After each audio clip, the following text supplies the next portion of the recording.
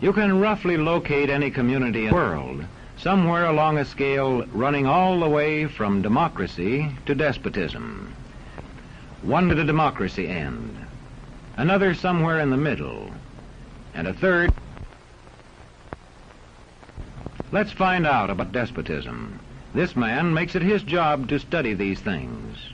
Well, for one thing, avoid the comfortable idea that the mere form of government can of itself safeguard a nation against despotism. Germany, under President Hindenburg, was a republic. And yet in this republic, an aggressive despotism took root and flourished under Adolf Hitler. When a competent observer looks for signs of despotism in a community, he looks beyond fine words and noble phrases. For which it stands, one nation, indivisible, with liberty and justice for all. Many observers have found that two workable yardsticks help in discovering how near a community is to despotism: the respect scale and the power scale. A careful observer can use a respect scale to find how many citizens get an even break. As a community moves towards despotism, respect is restricted to fewer people. A community is low on a respect scale if common courtesy is withheld from large groups of people on account of their political attitudes. If people are rude to others because they think their wealth and position gives them that right, or because they don't like a man's race or his religion.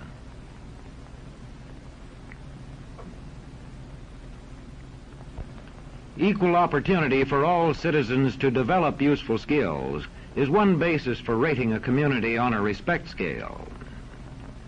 The opportunity to develop useful skills is important, but not enough. The equally important opportunity to put skills to use is a further test on a respect scale.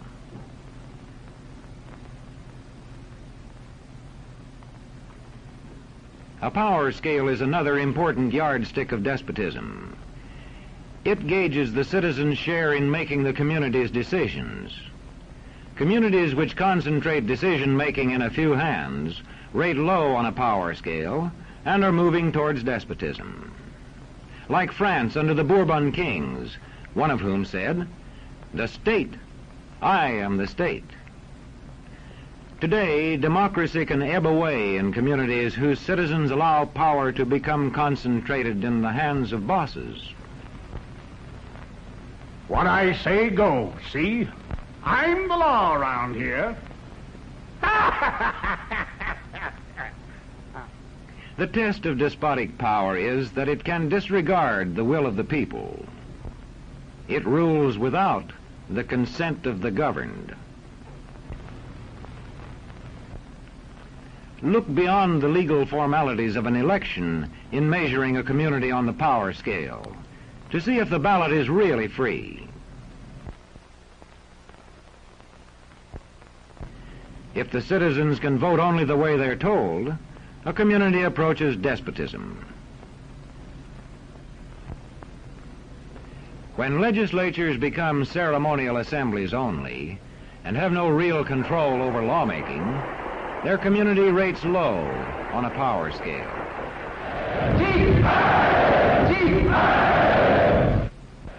In a downright despotism, opposition is dangerous, whether the despotism is official or whether it is unofficial.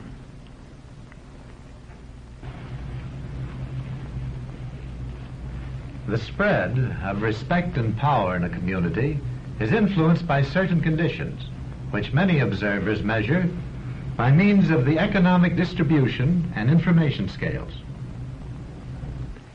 If a community's economic distribution becomes slanted, its middle-income groups grow smaller, and despotism stands a better chance to gain a foothold. Where land is privately owned, one sign of a poorly balanced economy is the concentration of land ownership in the hands of a very small number of people. When farmers lose their farms, they lose their independence. This one can stay on, but not as his own boss anymore.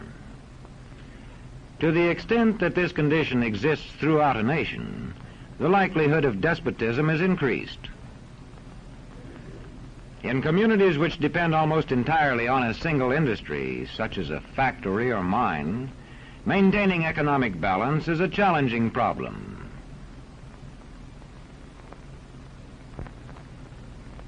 If this condition exists over the nation as a whole, so that the control of jobs and business opportunities is in a few hands, despotism stands a good chance.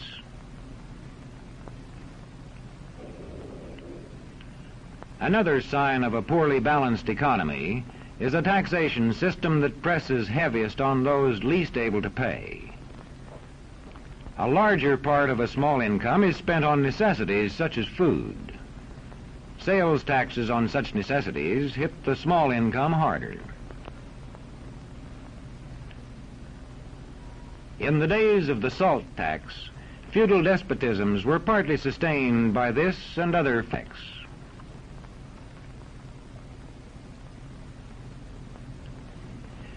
A community rates low on an information scale when the press, radio, and other channels of communication are controlled by only a few people, and when citizens have to accept what they are told. In communities of this kind, despotism stands a good chance.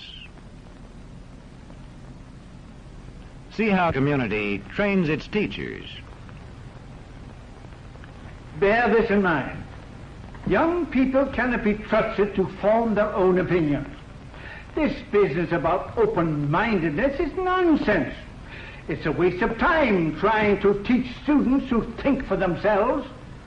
It's our job to tell them. And when teachers put such training into practice, despotism stands a good chance. These children are being taught to accept uncritically whatever they're told. Questions are not encouraged. How can you ask such a question? Have you got a textbook? Yes, ma'am. Does it say here that our law courts are always just? Yes, ma'am. Then how dare you question the fact? Sit down. And so we aren't surprised when... But it must be true. I saw it in this book right here. And if books and newspapers and the radio are efficiently controlled, the people will read and accept exactly what the few in control want them to. Government censorship is one form of control. A newspaper which breaks a government censorship rule can be suspended. It is also possible for newspapers and other forms of communication to be controlled by private interests. I thought I told you to kill that story. It'll cost us a lot of advertising. If that story goes out, I quit. All right.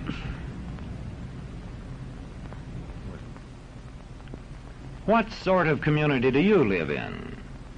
Where would you place it on a democracy-despotism scale? To find out, you can rate it on a respect scale and a power scale.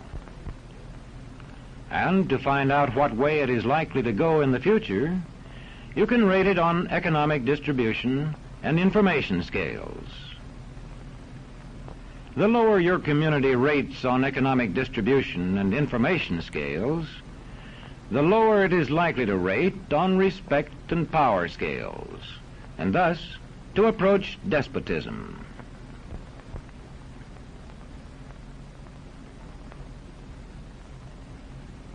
What happens in a single community is the problem of its own citizens. But it is also the problem of us all, because as communities go, so goes the nation.